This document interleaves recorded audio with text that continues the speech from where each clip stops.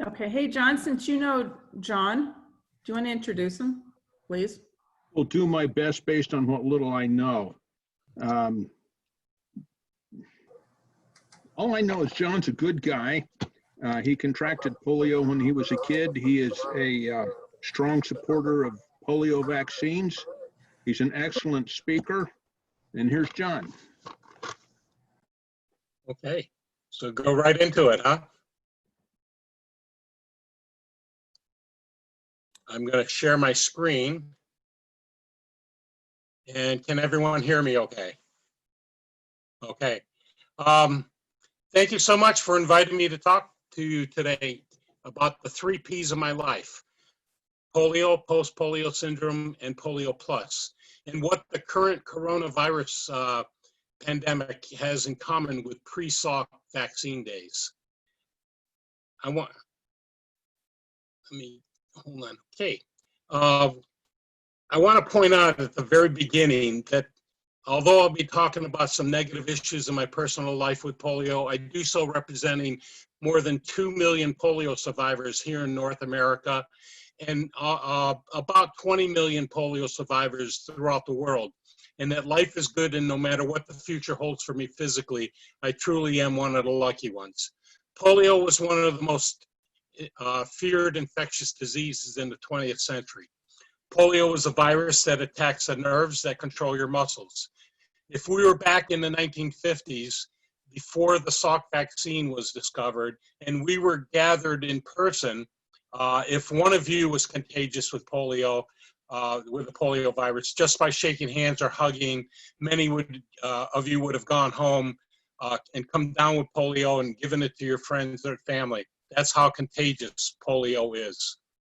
However, polio is not just a modern day disease. Hieroglyphics found in Egypt around 1500 BC, more than 3,500 years ago, shows a polio victim on crutches with one leg smaller than the other. We fast forward to the summer of 1953, where hospital polio wards with the dreaded iron lungs, like the ones here on the left, help polio victims breathe. And what's ironic is that yesterday's iron lungs are today's ventilators. Here we have a bank of iron lungs, polio victims stacked on top of each other. Here's a baby only a few months old in an iron lung. If one of the family members came down with polio, many times the whole family was quarantined. So the iron lung is not the only thing that the 50s have in common with today's shelter-in-place orders in effect because of COVID-19. Scientists actually knew less about polio back in the 50s than today's scientists know about the coronavirus. Like COVID-19, they did not know why some that caught polio had mild symptoms and others so severe that they died or had extreme outcomes. In the case of polio, paralyzed limbs and breathing issues. Like COVID-19, people were contagious before they had symptoms, thus unknowingly infecting others. In fact, they now know that for every diagnosed case of paralytic polio, there are as many as 200 cases of polio, with people with polio walking around with no symptoms at all and being very contagious. That's one of the main reasons why polio is so hard to eradicate. Another similarity with COVID and polio is that both targeted specific but different age groups. COVID-19 is especially lethal for the elderly, especially if they have existing health issues, polio for the young. To this day, they don't know why the young. I suspect because the way you get polio is the virus enters through the mouth, and young kids, it's impossible to keep them from putting things in their mouth. Like today's pandemic in the 1950s, before the Salk vaccine came out, people were frightened. It was a scary time because catching polio was as easy as catching a cold. Well, a strange thing was happening, or should I say not happening, in 1953. Summer rituals. Public swimming pools were closed, Little League fields in many towns were empty, and just like today, mothers did not have their kids with them while grocery shopping. I often hear from polio survivors stories on how they felt abandoned especially as kids, when they were in hospital polio wards, because like today's coronavirus patients, they weren't allowed to have visitors. They would go weeks without seeing their parents, and when they did, it was from a distance and usually behind glass windows.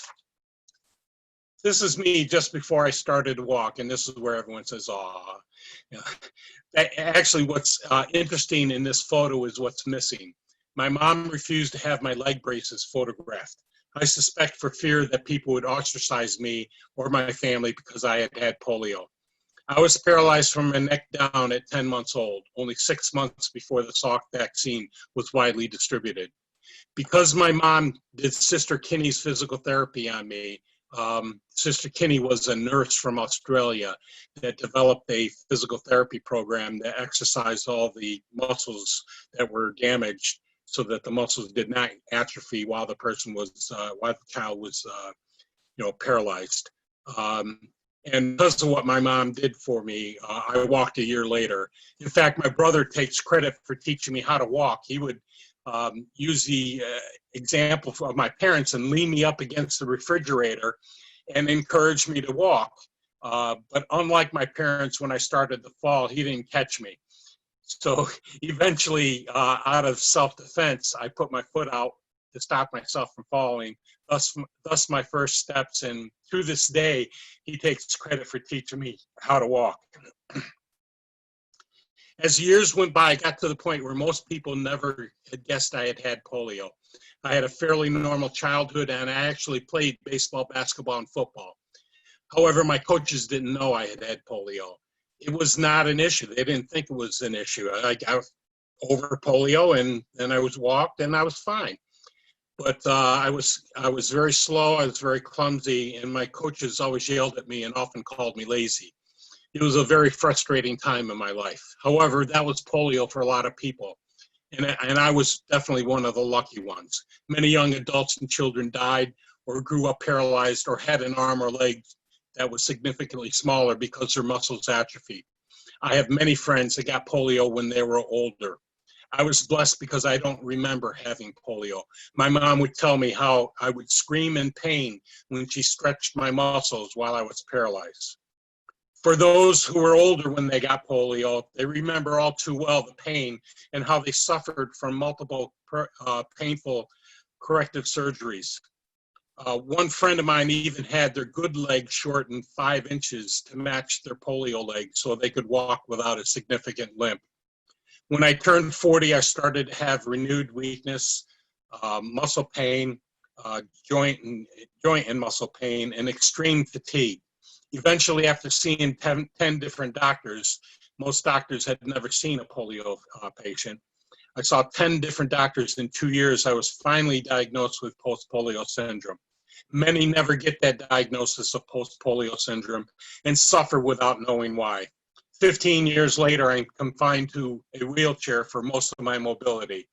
For every child we save from polio, if they survive the initial polio virus attack, we truly are saving them from a life of pain and suffering.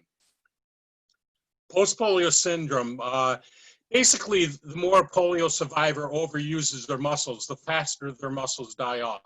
For somebody like me who had almost every muscle from my neck down affected by polio, just the hard work of trying to get to normal over the years took a negative toll on my muscles. The neurologist said if I didn't want to lose the total use of my legs again, I needed to make dramatic changes in my life. The old adage of use it or lose it had to be replaced with conserve to preserve. But like most polio survivors, being an A-type personality, it was very hard for me to slow down. And these on the screen are some of the symptoms that polio survivors get with post-polio syndrome. These symptoms occur about 30 to 40 years after the original polio virus attack, in as many as 70% of those paralyzed by polio. To avoid overuse, I restrict my steps to a couple hundred steps a day. Many days, each step is very painful. But I've learned that there's very little I can't do. I just have to find a different way of doing it. I'm lucky I live in a world where there are organizations like Rotary International with Rotarians like yourself who care about the welfare of others and who put service above self. Jonas Salk came up with the first polio vaccine. This past April 12th was the 65th anniversary of Jonas Salk announcing the successful initial human tests to a national radio audience, opening a way for a mass distribution of the Salk vaccine. President Eisenhower declared Salk and his team of scientists national heroes, and there were great celebrations. Then Salk refused to patent the vaccine, and it's estimated that he turned down the opportunity to personally earn billions of dollars by literally giving away the vaccine to the world. And Salk often said, our greatest responsibility is to be good ancestors. And I submit to you that Dr. Jonas Salk will go down in history as a great ancestor. So most people these days can count their blessings that they received their vaccinations when they were younger, protecting them from childhood diseases. There are some people who cannot be vaccinated, and some people who, because of medical reasons, have a compromised immune system. Cancer patients who are going through chemotherapy often have their immune systems destroyed. And very susceptible to a lot of things, especially like measles and mumps and polio and things like that. That's why it's important to have the majority of the people around those people vaccinated, thus creating what's called the herd immunity. This past year, because we have areas of the United States with lower vaccination rates than India, Pakistan, Afghanistan, and Nigeria, there were over 1,300 cases of measles in the United States from one case that came from the outside of the U.S. To control measles, 93% of the population needs to be vaccinated to create this herd immunity.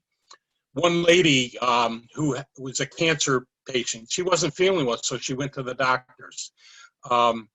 Because of her compromised system, she unfortunately sat next to a contagious person with measles. That lady died. If it was a newborn sitting next to that contagious person, that newborn would have died. Thousands died in Europe and Asia last year from measles. For polio, you need at least 85% of the population vaccinated to create this needed herd immunity. Unfortunately, every 60 seconds, a child dies from a preventable disease. 1,500 kids die every day from vaccine preventable diseases. And according to Bill Gates, for every dollar spent on childhood immunizations, you get $44 in economic benefit. The cost savings of not having to treat that person while they're sick and throughout their whole life, and also the productivity that that person has throughout their whole life because they did not get sick. $44 is $1 and getting $44 in economic benefits, a pretty good investment. So as you know, in 1985, PolioPlus came about. Rotary really went on full board of wanting to eradicate polio. We promised the children of the world that we would eradicate polio. From 125 endemic countries with almost 1,000 cases of paralytic polio a day, down to so far this year, there's been 61 cases of wild polio cases, 12 in Afghanistan and 49 in Pakistan. Nigeria has been polio-free for almost 4 years now, and next month, probably all of Africa will be declared wild polio-free. With the help of Rotary and its world partners, we have vaccinated more than 4 billion children, many by dedicated Rotarians during National Immunization Days. John Graham is one of them who's gone on a number of these, and it's really an incredible feat and is awesome what Rotarians do on these National Immunization Days. Rotary has helped prevent more than 19 million cases of polio, avoiding 2 million deaths while raising more than $3 billion. We vaccinate more than 450 million children a year in developing countries. But until polio is eradicated, it is a world threat. And because there's no cure for polio, vaccination is the only protection. This is a map of 24-hour period of global aviation. Each line represents an airline flight. This is prior to the COVID-19 pandemic. But as you can see, most of North America and Europe cannot be seen on this map. We truly are a plane ride away from polio returning to the United States if polio is not eradicated, especially if we don't keep up the vaccination rates. I pray that eradication of polio happens soon so that all kids around the world will avoid what happened to many like myself when a vaccine was not available. So we come down to a really important question. What is the plus in the PolioPlus? Over the next several months, the PolioPlus infrastructure Rotary helped build, including its tools, workforce, and extensive surveillance networks, will be used to help prevent the spread of COVID-19 by supporting preparedness and response activities in many of these countries, including Nigeria, Pakistan, and Afghanistan. This truly represents the plus in PolioPlus, just as it did in the past to respond to outbreaks of Ebola, yellow fever, and avian flu. A prime example of that role that PolioPlus played is stopping of the Ebola outbreak twice in the past 4 years in Africa, especially in Nigeria. They mobilized the teams that worked tirelessly for eradicating polio and the surveillance networks to literally stop Ebola from becoming a pandemic.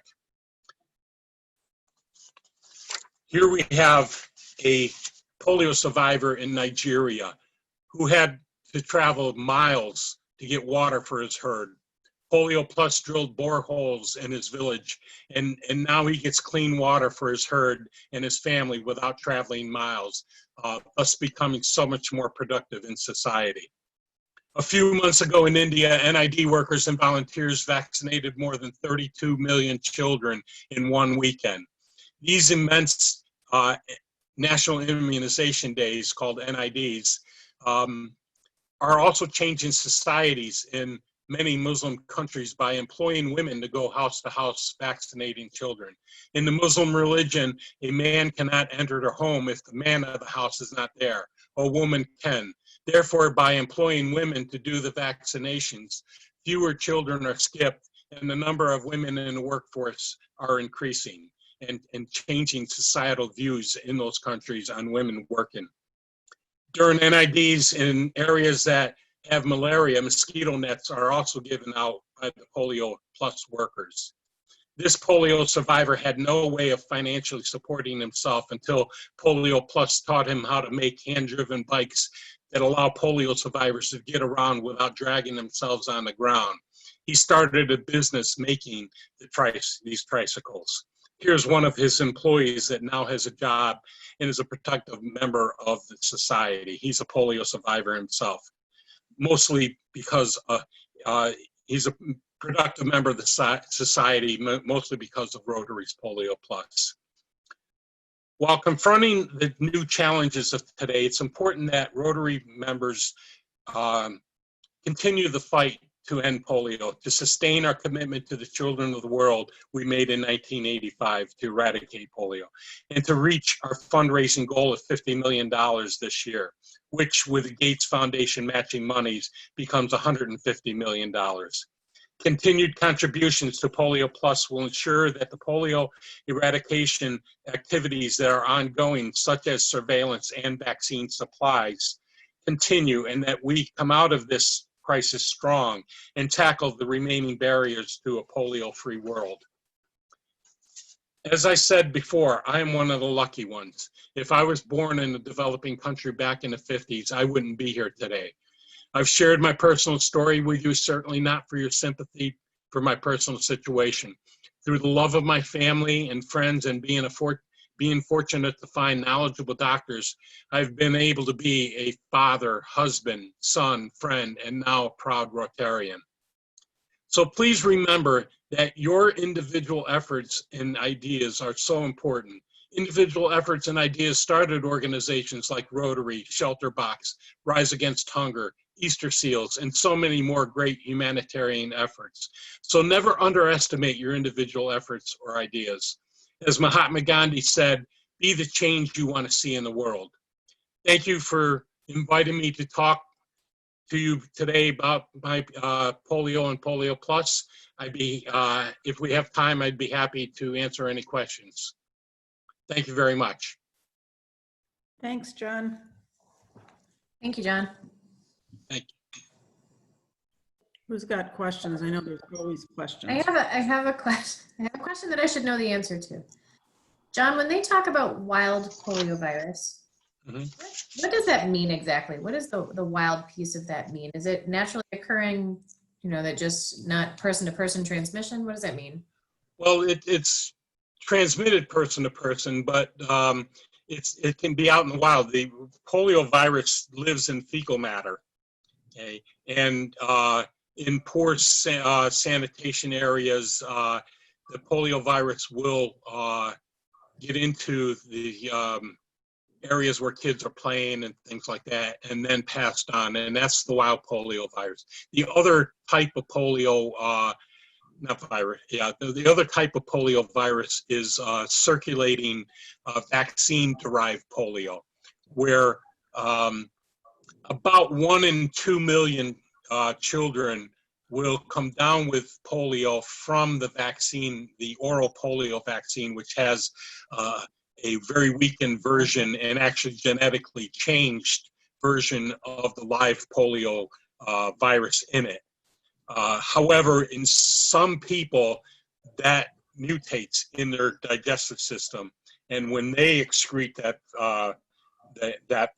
virus or that vaccine, that gets into the system, and that could make other kids contagious. So you have basically the two. And once we eradicate wild polio virus, like many of the developed countries, they will switch from the oral polio vaccine to the injectable Salk type of vaccine that's impossible to get polio from.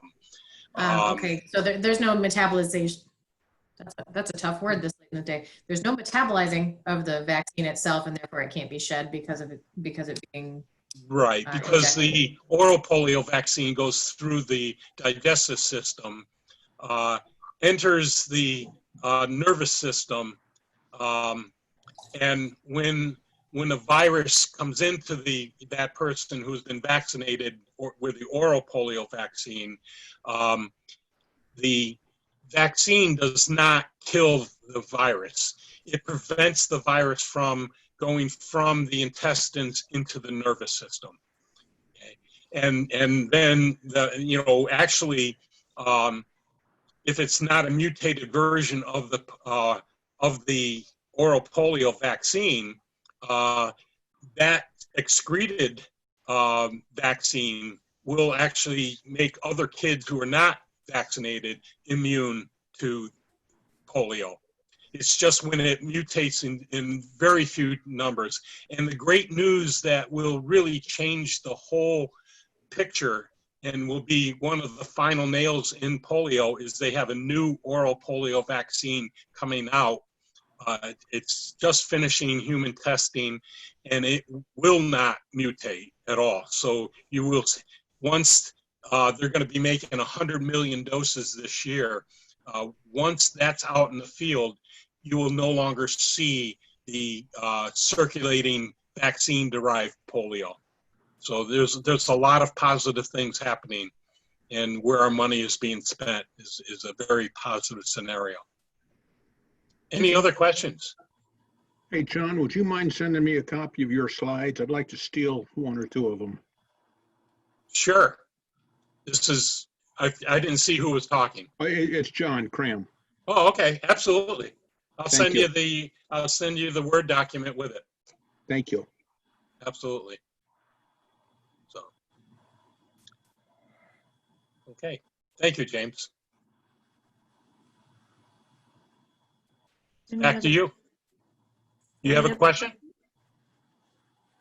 Okay. Well, thank you so much. I really appreciate you giving me the time to tell you, you know, what happens a lot of times, what I've found that a lot of Rotarians, although they've been very dedicated to eradicating polio, they know very little about polio or about polio, post-polio syndrome especially. And I'll tell you that I didn't know. Like I feel kind of silly saying that. no, you don't. No, I mean, I would only feel silly saying it if I didn't ask questions and learn. But you know, that's something that I didn't know. I didn't understand the post-polio syndrome side of it at all. yeah, basically the muscles that took over for the damaged ones, they start dying off early from overuse.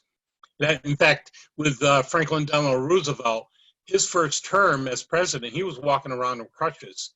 And down in Warm Springs, Georgia, they put him through such extensive physical therapy because they didn't know about post-polio syndrome. The logical thing is, hey, weak muscles, let's build those muscles. They destroyed his muscles. His last term, just before he passed away, they had to carry him around.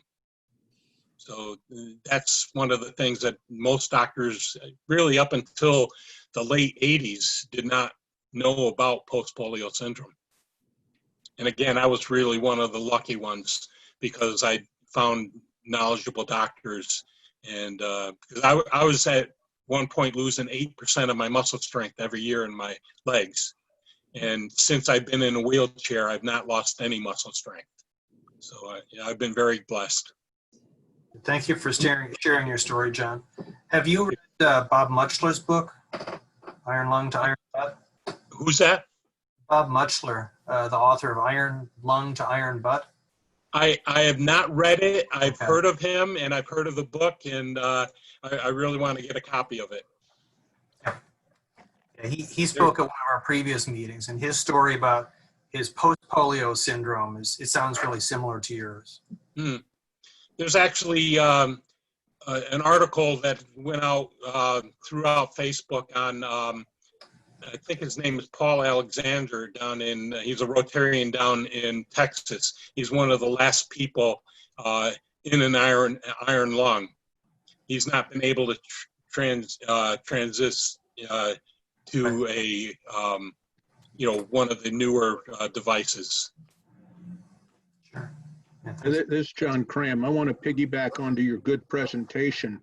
I too am a polio survivor. However, back in the 50s, there was a series of 3 inoculations, and I'd had 2 of the 3, so I got a minor case of it.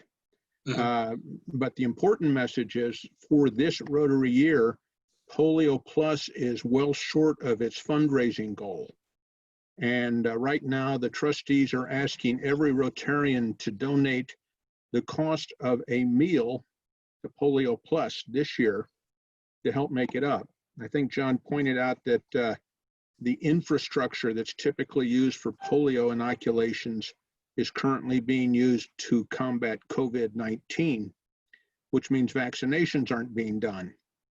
Now, when these people go out, they also typically give other childhood vaccinations.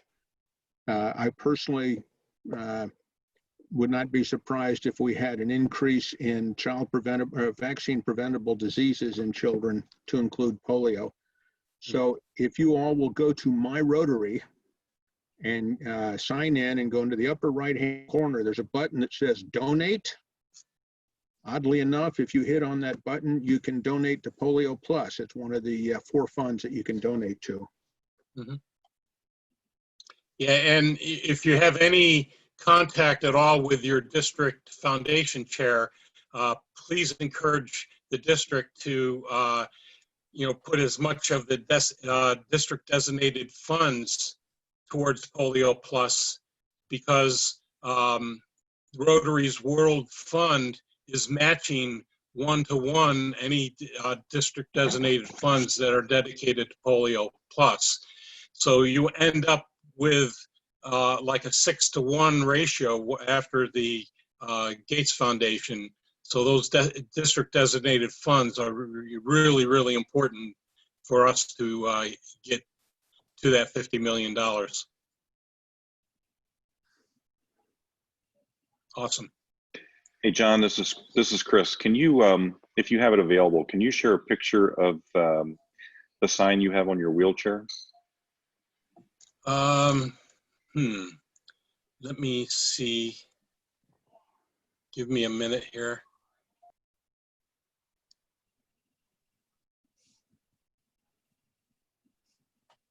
"30 seconds here.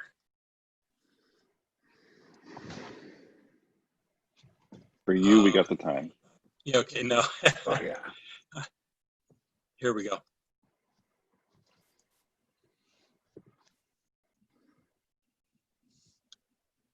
You can't see all of the, but it's the word is not. 66 years later, this is what polio looks like when a child is not vaccinated. And it's, underneath it says end polio now. I really get a lot of people, you know, it's a great conversation starter. And I had a person not too long ago come up to me. She had tears in her eyes. She was about my age.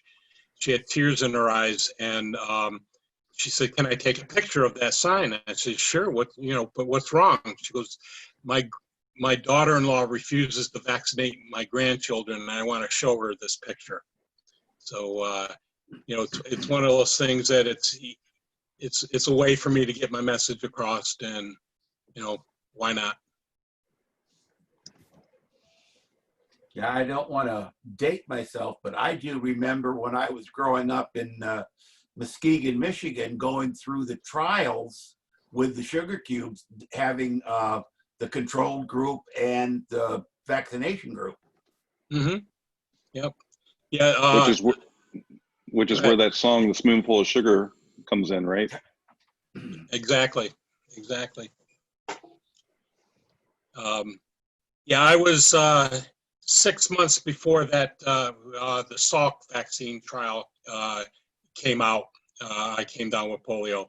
So at one of the UN sessions, special UN sessions with Bill Gates and 100 world leaders, I actually met Dr. Peter Salk, Jonas's eldest son. And when we met, I said, "Your dad was slow." And he looked at me and he says, "What?" And I said, "Yeah, well, I got polio 6 months before the Salk vaccine came out. If he was any faster, I wouldn't have gotten polio." And then he realized I was, you know, I was teasing him, and you know, we've actually become good friends since. And he like his dad is a very gentle soul and a wonderful person, and is basically running his dad's legacy foundation and doing a lot of research. They're actually doing research for COVID vaccine.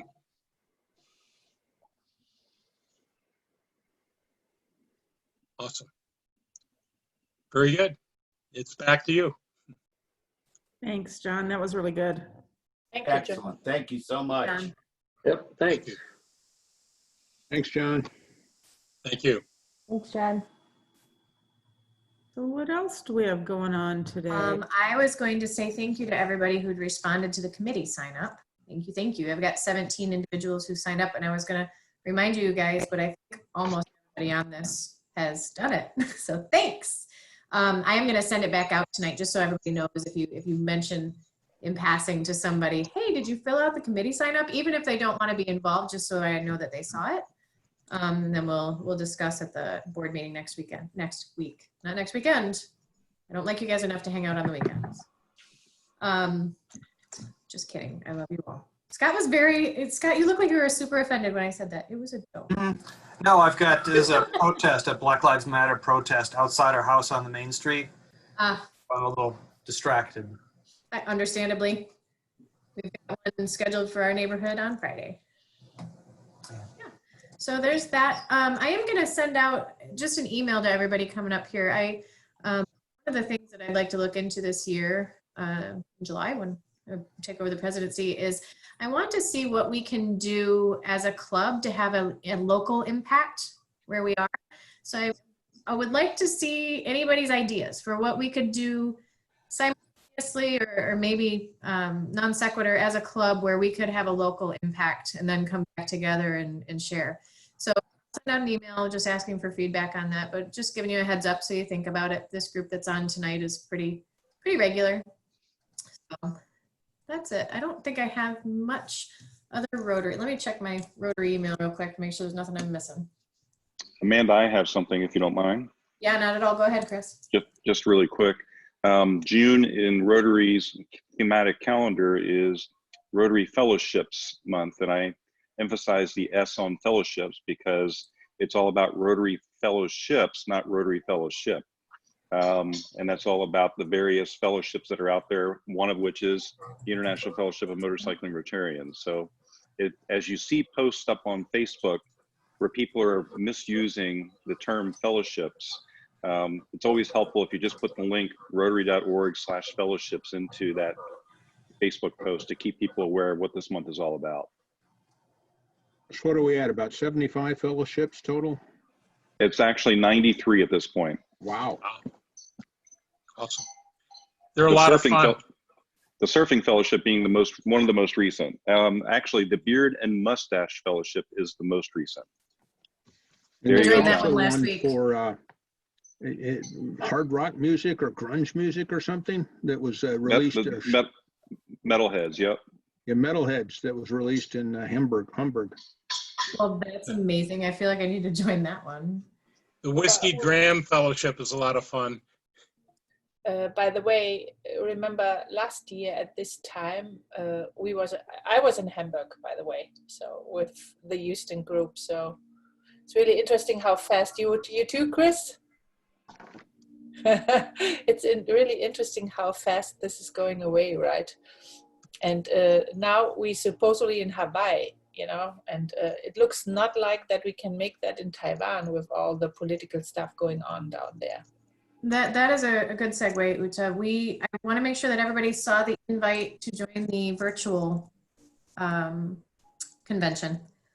And if you haven't, we can probably send it out as well. But we were invited, all of us, to join the virtual convention. That obviously they're not going to have everything that they were going to have at the convention in Hawaii, but they are going to provide. I think they're live at different times based on what time zone you're in.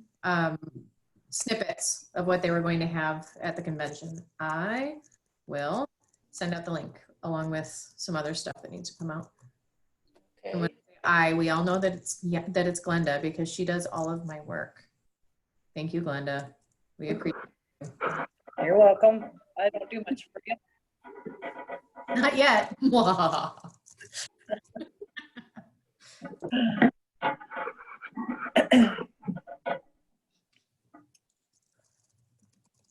Anybody else have anything? A good joke that's clean? No. My daughter shares with us every night at dinner. So I have to say, this is dragging on, and I've been working at home since March 13th. And I like to think that I'm an introvert, but I actually miss people. But so one of the things that I have really enjoyed is that I have my 2 teenagers at home. And I know that sounds counterintuitive, but every night at dinner, my daughter pulls out her phone like she's not supposed to do at the dinner table, and she reads us a litany of dad puns, and they are my favorite thing that we do right now. So I should have her come in and regale you. That's different. Ben, my 17-year-old, he doesn't read us stuff from his phone very much, but he is a pretty good drink mixer and bartender. So I've told you guys my husband for real is a sommelier. Like that's actually what he does. And my son doesn't want to have anything to do with alcohol, doesn't want to taste it, doesn't want to smell it. He's going to be a professional rugby player. He's convinced. My daughter, on the other hand, has not tasted that I'm aware of. She's going to be 16 this summer, but she can smell a wine and tell you what it is, wow. Which is pretty awesome because I still can't do that. I'm like, ooh, it's cold. Cool. You're probably well supplied though. I tell you, I makes the quarantining a little bit easier. Yeah. My husband's, he's in wholesale, and the place that he just started working for in the spring does wine and beer. So that's been kind of fun for us to, what's it called? Cicerone. Honey, is a beer song, a Cicerone? To Cicerone our way through the beer selection that they have. But yeah, having those moments with the kids, I'm actually going to miss that. I have a beautiful office at my house, which I'm very fortunate to have. And every morning when the kids get up, they walk in and give me a hug and say good morning and give me a kiss on the cheek. Like, I don't get that at the office. Right. But I'm in a terms little of bit like in terms of Rotary fellowships, there is a wine fellowship. There's also a beer fellowship. So there's opportunities there. I definitely need more excuse to drink wine. True story. Me too. Amanda, I don't know how much bubble you drink at your house, but have you learned how to make these, the little champagne chairs? No, but that's Cute. That's what you do when you get prosecco. You can see its origins, right? yeah, You absolutely. just take the bottom wire and you pull that off and you turn that into the backrest.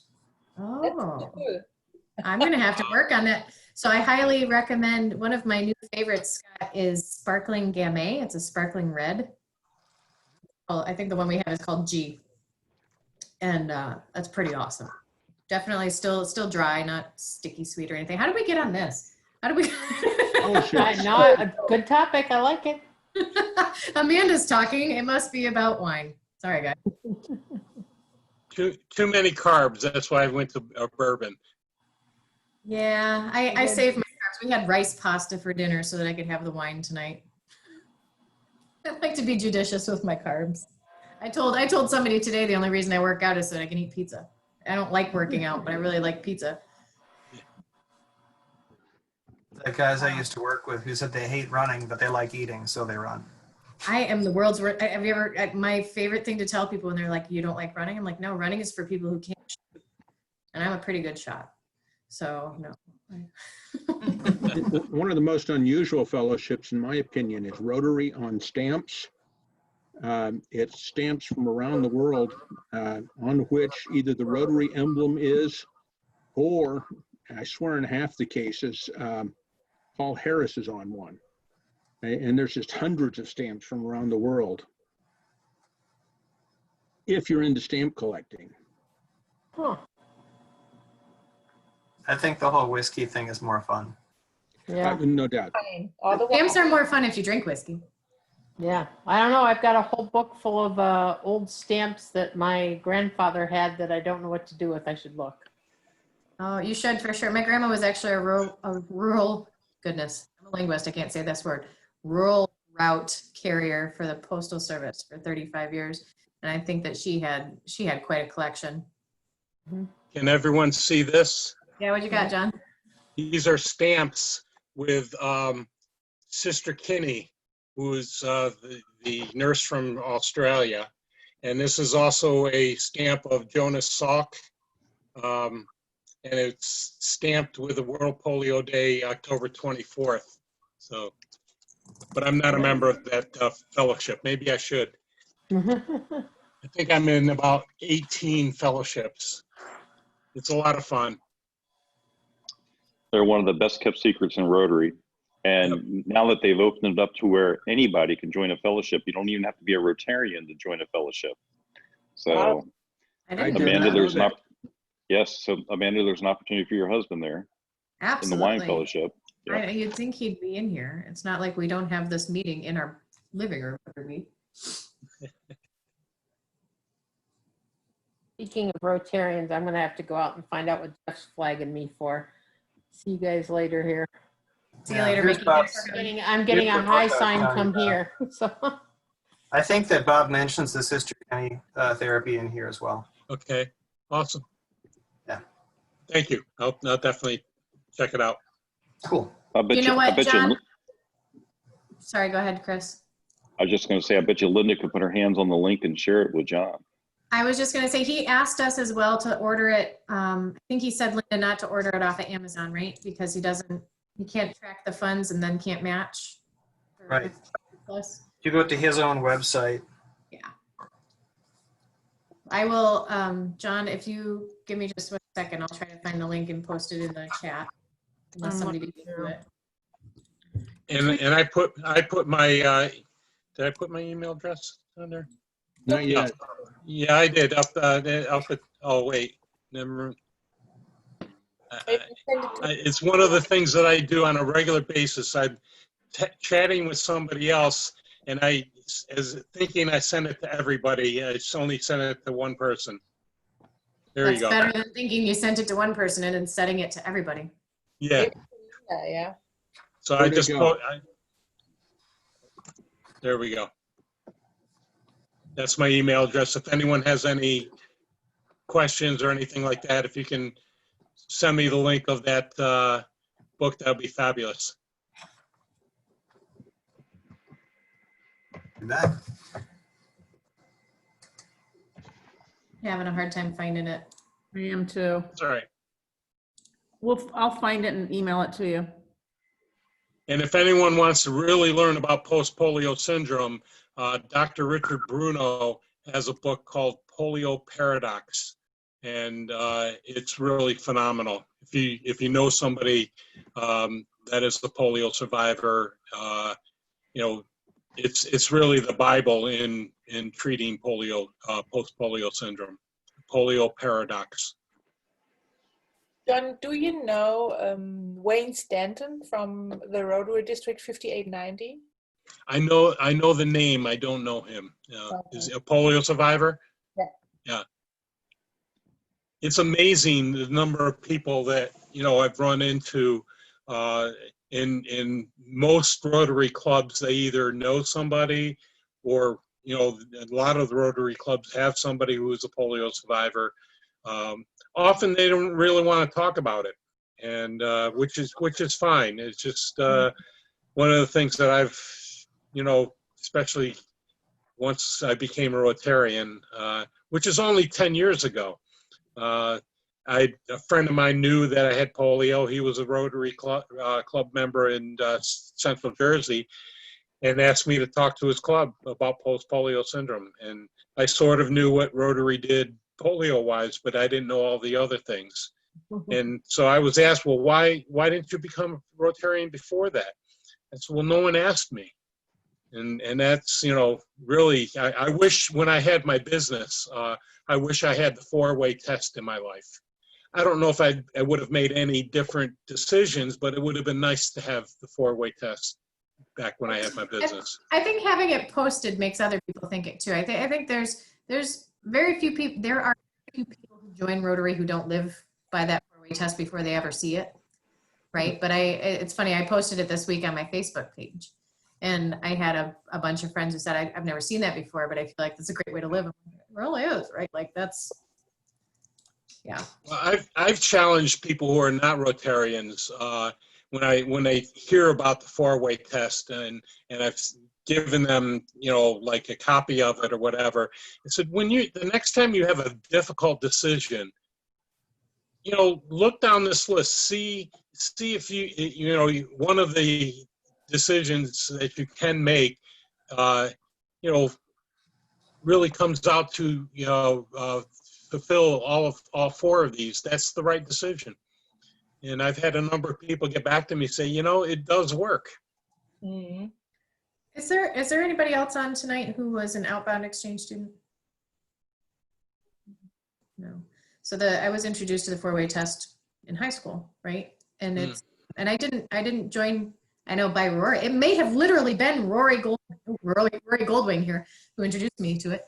And it's interesting. I don't know for sure if that's why I think the way that I do, but being introduced to it at that young of an age, I think really is impactful when you're surrounded by people who live by it, and then you're introduced to the actual 4-way test you see and read it at every meeting, right? When we're outbound exchange students, we went every week. And I didn't join Rotary until 3 years ago when Jerry kicked off this club, right, John? So I was 22 or 37, something like that. I don't know. But, you know, so I wonder, I always like the psychology things, right? Like I wonder if you were to introduce that way of thinking to kids at a younger age, if it would impact the long-term, you know, the way that they look at the world long-term. I'm going to do it whether they want it to be introduced or not, but you know.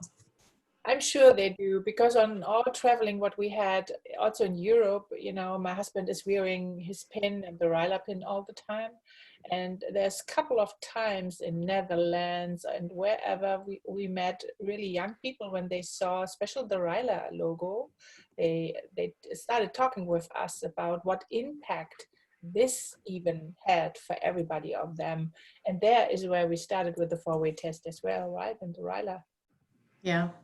Yeah. It's, and I didn't know anything about RYLA. Davisburg was a real small club comparatively compared to some of the other clubs, you know, but I didn't know anything about RYLA. I was actually a speaker for RYLA, pregnant with my daughter. So early 2004, I was a speaker for RYLA. I still didn't really know much about it, you know, so I'm starting to get smarter as we go on here, but yeah, no, it's interesting to post things like that to see how people react to them, especially people who've never heard of Rotary. There are a lot of people, I'm on the younger spectrum of our club from an age standpoint, and there are a lot of my friends who've never heard of Rotary. They've never heard anything bad about it, which is great, right? That's a great place to start from, but they've never heard of it. So to start those conversations it's impactful. Do anybody know how the District 6380 make RYLA? Is it over a week? Is it over a weekend? Or It's a weekend, typically a long weekend. yeah, it's the same we have here down here. Yeah. Are you talking about the whole program? No, the district, when they do the just the weekend, the district does, John. Ours does during 5 days during the week. No, 3 days. Friday, Saturday, Sunday, right? Yeah, I think 6380 has typically been 3 days as well. Yeah. Our district is 3 days also. Yeah.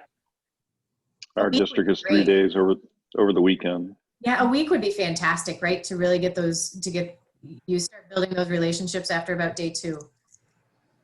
Yeah, but the thing is, you know, you need to have the coaches for that, you know, and I organized it with my husband 6 years now. I organized the RYLA camp for the 6380. I think it was the first what I did when I came to the US, so that my first thing was to go on a RYLA camp. That was really impressive. And I not even speak the language. That was more impressive to have a good understanding when you not even speak the language, right? But it was so amazing when they came in Friday evening, sometimes really late, and then only together on Saturday and Sunday. They couldn't go home without crying because they miss each other so much. But the hardest thing for the team is to keep them so busy that they're only complaining what they had at the end, that they had not enough sleep. That was good. Then we did our job, right? And the other thing was that it was not much time for themselves. That was also good, because it was also, you know, keep them busy over the time. But the coaches and everybody else in the staff is tired after that. It's done. And when you do that over a week, think about it. You do it a whole week. Yeah. But it's a very important experience. I'm very glad that I had that more than one time. It was, so I was 24 when I spoke at RYLA. I was just about to get out of the Army, right? The whole, I went to Spain, figured out I was good at languages, joined the Army as a translator. So I'm standing up there as a 24-year-old who's now about to start this real life career, and looking out over the group. It was, I think it was 50-50 exchange students, inbounds and outbounds, but it was close, right? There were a lot of inbound students, a lot of outbound and rebound students from the exchange program. And it was so cool to be able to stand up there from a position of, I've literally been in your seats, right? And that was cool. I've actually talked to who's our district governor elect about, you know, a long-term strategic plan of getting the rebound students, you know, the ones who've been out and come back in Rotary. I don't think there's a lot of us who are. So, anywho, talkative. Where are we? I'm a glass in. That's when I get talkative. Anybody else have anything? Since we're coming up on 8 o'clock. Jim gave up on us. Are you raising your hand, Chris Jones? Believing? I'm waving goodbye, so you all have a good night.